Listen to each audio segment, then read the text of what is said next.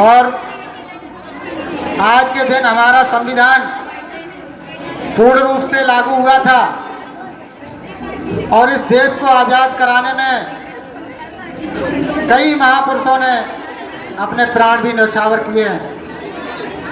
और रही बात संविधान की, तो संविधान बनाने में भी कई महापुरुषों का योगदान रहा है। उसमें अगर सबसे ज़्यादा किसी की लगन और मेहनत रही तो वो डॉक्टर भीमराव अंबेडकर थे, इसमें कोई शक नहीं। डॉक्टर भीमराव अंबेडकर कहते थे कि शिक्षा वह शेरनी का दूध है जो जितना पिएगा उतना दहाड़ेगा। शिक्षा वह शेरनी का दूध है जो जितना पिएगा उतना दहाड़ेगा। तो मैं उनके लिए दो चार लाइनें कहना चाहता हूँ कि ये मेरे सर को जो सम्मान मिला है वो तेरे संविधान से मिला है। मेरे सर को जो सम्मान मिला है ये तेरे संविधान से मिला है, और मुझे जो सम्मान भी मिला है ये भी तेरे संविधान से मिला है, और औरों को जो मिला होगा वो मुकद्दर से मिला होगा। मुझे तो मेरा मुकद्दर भी हे बाबा साहेब तेरे संविधान से मिला है। और इसके बाद इंसानों को गुलाम बनाकर हजारों बादशाह बने हैं। इंसानों को गुलाम बनाकर हजारों बादशाह बने हैं और गुलामों को इंसान बनाकर सिर्फ एक ही बादशाह बने हैं, और वो है डॉक्टर भीमराव अम्बेडकर। आज की नौजवान पीढ़ी बैठी हुई यहाँ पर तालियां बजा रही है, उसके अंदर ना तो ज्ञान है और ना ही कुछ बोलने के लिए, और कर सकते हैं तो सिर्फ क्या समय बर्बाद, वो भी 4-5 घंटे मोबाइल पर। और इसके बाद कुछ नहीं बचा है इस नौजवान पीढ़ी के पास।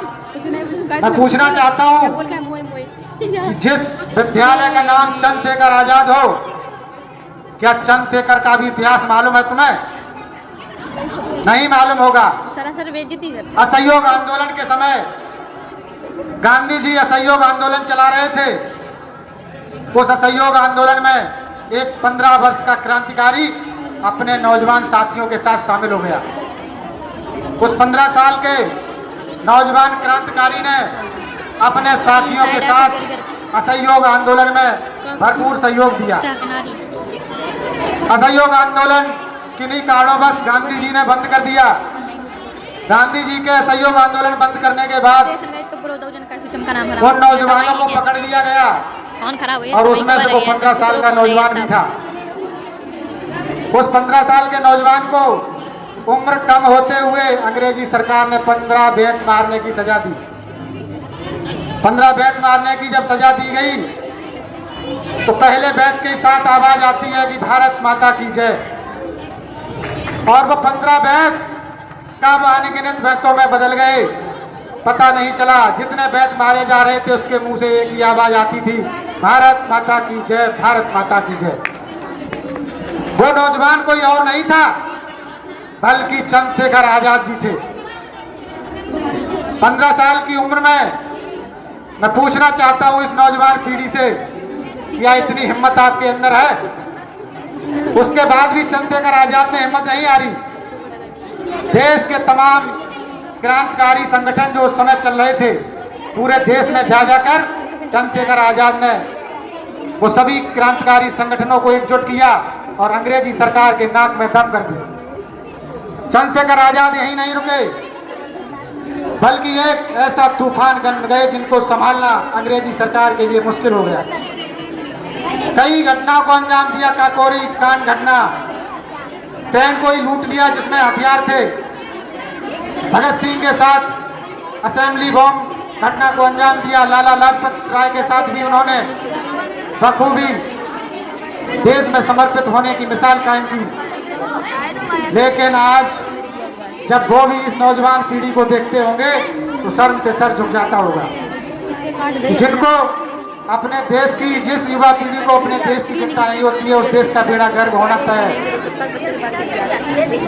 चंद्रशेखर आजाद को मालूम है 700 अंग्रेजी सैनिक लगाए गए थे सिर्फ किस काम के लिए कि चंद्रशेखर आजाद को पकड़कर और पहचान कर ली जाए, क्योंकि चंद्रशेखर आजाद की कोई पहचान नहीं थी। चंद्रशेखर आजाद 5 मिनट में अपना भेष बदलने के लिए जाने जाते थे। 700 अंग्रेजी सैनिक उनको नहीं पकड़ सके, तब उनके साथ रहने वाले एक दोस्त ने दगा कर दिया और खबर दे दी कि चंद्रशेखर आजाद कहाँ पर हैं। चंद्रशेखर आजाद मात्र एक रिवॉल्वर से 3 अंग्रेजी सैनिकों को ढेर कर देते हैं और सैकड़ों दर्जनों वहां पर जो भी चंद्रशेखर आजाद से लड़ने के लिए आए थे वो घायल कर देते हैं मात्र एक रिवॉल्वर से। जब अंतिम गोली बजती है तो चंद्रशेखर आजाद अंग्रेजों से मरना पसंद नहीं करते, स्वयं गोली मार लेते हैं। ऐसे ऐसे त्याग करने वाले महापुरुषों की बदौलत आप लोग यहाँ शांति से बैठे हुए हैं और आपके अंदर कोई रगों में उबाल नहीं है। ना संघर्ष ना तकलीफ तो क्या खाक मजा है जीने में, और बड़े बड़े तूफान थम जाते हैं जब देशभक्ति की आग लगी हो सीने में। यही नहीं, इसके बाद मैं कविता तिवारी की 4 लाइनें आपको सुनाता हूँ कि ये माटी के पुतले देह में अगर ईमान जिंदा है, ये माटी के पुतले देह में अगर ईमान जिंदा है, ए माटी के पुतले देह में अगर ईमान जिंदा है, तभी तो इस देश की समृद्धि का मान जिंदा है। न भाषण से उम्मीदें हैं, न भाषण से उम्मीदें हैं, न वादों पर भरोसा है, ये मेरा देश तो बस शहीदों की बदौलत जिंदा है, ये मेरा देश तो बस शहीदों की बदौलत जिंदा है।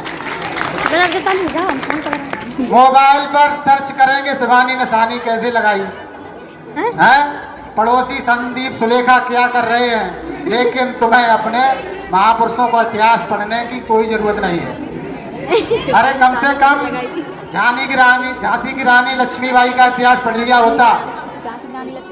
झांसी की रानी महारानी लक्ष्मीबाई आज की अगर लड़कियां देखी जाए तो अगर कमरे में चूहा भी निकल आए तो भाग जाती हैं।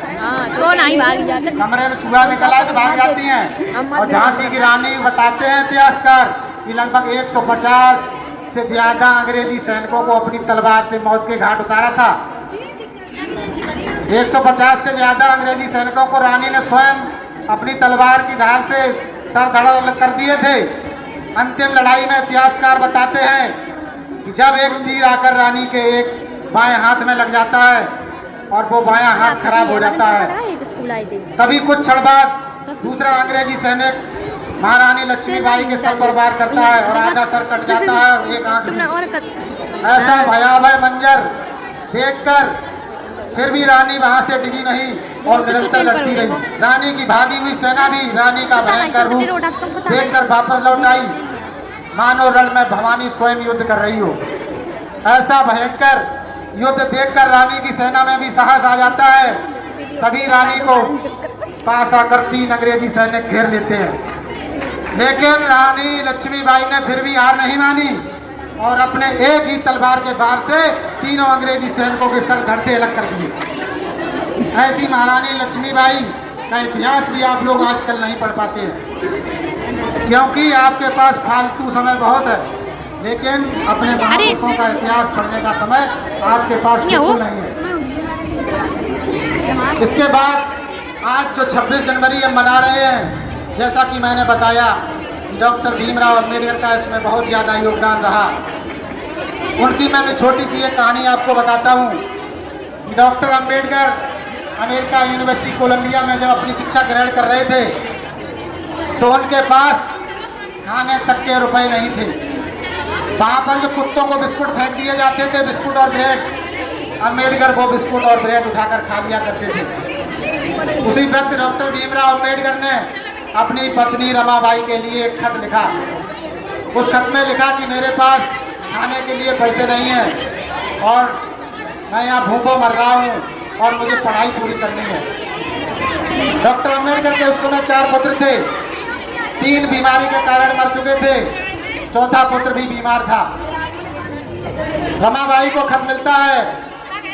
रमाबाई पहले ही अपने सभी गहने और जेवर बेच चुकी थी। अपने पुत्र को इलाज कराने के लिए उसने पैसे इकट्ठे कर रखे थे, लेकिन रमाबाई, माता रमाबाई जैसा उदाहरण दूसरा देश में देखने को नहीं मिलता है। माता रमाबाई ने अपने पुत्र को मर जाने दिया और डॉक्टर भीमराव अंबेडकर के लिए वो पैसे कोलंबिया यूनिवर्सिटी भिजवा दिए। उनका पुत्र उनके आंखों के सामने मर गया। गांव के लोग ताने देने लगे कि रमाबाई तू कितनी बड़ी डायन है कि तेरा पुत्र मर गया और तूने अपने रुपए जो है डॉक्टर भीमराव अंबेडकर की पढ़ाई के लिए भिजवा दिए, लेकिन इलाज में नहीं लग पाई। तब रमाबाई ने कहा था कि आज मेरा एक पुत्र मरा है और मेरे पति डॉक्टर भीमराव अंबेडकर जब पढ़कर आएंगे तो वो लाखों करोड़ों बच्चों की जान को बचाएंगे, इसीलिए मैंने ये त्याग किया है। ऐसी रमाबाई का इतिहास भी आप लोग नहीं पढ़ना चाहेंगे। सावित्रीबाई फुले का इतिहास ले लीजिए। सन 1840 में ज्योतिबा फुले ने जब अपनी पत्नी को पढ़ाना चालू किया तो समाज के लोगों ने ज्योतिबा फुले और सावित्रीबाई फुले दोनों को घर से निकाल दिया, क्योंकि उस समय महिलाओं को पढ़ाना वर्जित था। ज्योतिबा फुले अपनी पत्नी सावित्रीबाई फुले को लेकर बाहर निकल जाते हैं और दूर जाकर एक विद्यालय खोलते हैं। उस विद्यालय में महिलाओं के लिए पहली बार सन 1840 में विद्यालय खोला गया। सावित्रीबाई फुले जब भी पढ़ाने के लिए निकलती तो गांव गली के लोग उन पर गोबर कीचड़ कंकड़ फेंक कर मारते। ऐसा नित्य प्रतिदिन चलता रहा, लेकिन सावित्रीबाई फुले ने हार नहीं मानी। ज्योतिबा फुले को घर पर आकर बताया कि मेरी साड़ी डेली खराब हो जाती है, लोग मेरे ऊपर गोबर मारते हैं। सावित्रीबाई फुले का योगदान भी आज इन लड़कियों को याद नहीं है और रही बात इन लड़कों को भी याद नहीं है। सावित्रीबाई फुले ने फिर भी हार नहीं मानी। वो 2 साड़ियां ले जाने लगी। रास्ते में लोग गोबर मारते, स्कूल जाकर साड़ी बदल लेती और फिर लड़कियों को पढ़ाने में लग जाती। भारत की पहली महिला शिक्षिका सावित्रीबाई फुले बनी। नहीं मालूम है तो गूगल पर जाकर सर्च मार लेना। ऐसे ऐसे महापुरुष हमारे देश में हो गए, उनका इतिहास पढ़ने की आप लोगों को बहुत जरूरत है। उनका इतिहास नहीं पढ़ेंगे तो आप आगे कुछ नहीं कर सकते हैं, क्योंकि इतिहास पढ़ेंगे तभी शरीर में ऊर्जा आएगी, नई प्रेरणा आएगी, नई शक्ति आएगी। आप लोगों को देखकर कुछ लाइनें याद आती हैं मुझे कि हो गई है पीर परवस्सी, हो गई है पीर परवस्सी, अब पिघलनी चाहिए। हो गई है पीर परवस्सी, अब पिघलनी चाहिए। इस हिमालय से कोई गंगा अब निकलनी चाहिए। हो गई है पीर परवस्सी, अब पिघलनी चाहिए। इस हिमालय से कोई गंगा अब निकलनी चाहिए।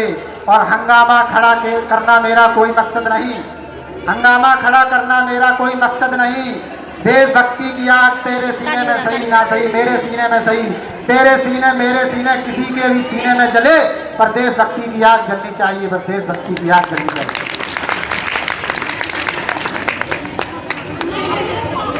और आज 75वां गणतंत्र दिवस मना रहे हैं।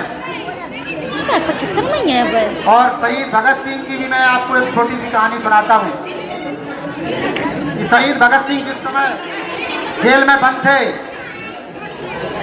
शहीद भगत सिंह की माँ, पिताजी और बहन तीनों मिलने के लिए वहां पहुंचते हैं। तो शहीद भगत सिंह अपने साथियों के साथ जेल में नारा लगा रहे थे, सारे जहां से अच्छा हिंदुस्तान हमारा, भारत माता की जय, इंकलाब जिंदाबाद। जेल की दीवारों के बाहर जब भगत सिंह की मां ने अपने बेटे की आवाज सुनी तो भगत सिंह की मां चिल्लाकर बोली, बेटा भगत, मैं बाहर खड़ी हूं। भगत सिंह ने अपनी मां की आवाज सुनते ही दीवार के उस पार से कहा कि मां तुम्हारे साथ कौन कौन आया है? तो भगत सिंह के मां ने कहा, तेरे बाबूजी, मैं और तेरी बहन आए हैं मिलने।